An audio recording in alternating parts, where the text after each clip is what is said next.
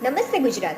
Magical લિસ્ટની practice કર્યા બાદ કદાચ આપણે એવું લાગે કે શું સાચા આ બધું વર્ક કરતું હશે, તો તમને યાદ છે ને કે સમાન જ સમાનને આકર્ષિત કરે છે.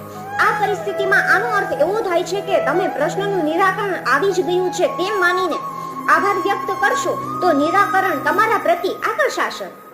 ભલે તમને મુશ્કેલીમાંથી માર્ગ ન મળ્યો હોય, તમારે તો માત્ર ચિંતા છોડીને કૃતજ્ઞતા વ્યક્ત કરવા પર સંપૂર્ણપણે ધ્યાન કેન્દ્રિત કરી દેવાનું છે. તમે સમસ્યાઓ પર ધ્યાન રાખશો તો શું થશે? વધુ સમસ્યાઓ તમારા તરફ ખેંચાઈ આવશે, ખરું ને? તમારે તો માત્ર ચુંબક બનીને પ્રશ્નોના ઉકેલોને તમારી તરફ આકર્ષવાના છે કૃતજ્ઞતા દ્વારા. તમે પણ આ કૃતજ્ઞતાની શક્તિને વાપરી શકો છો.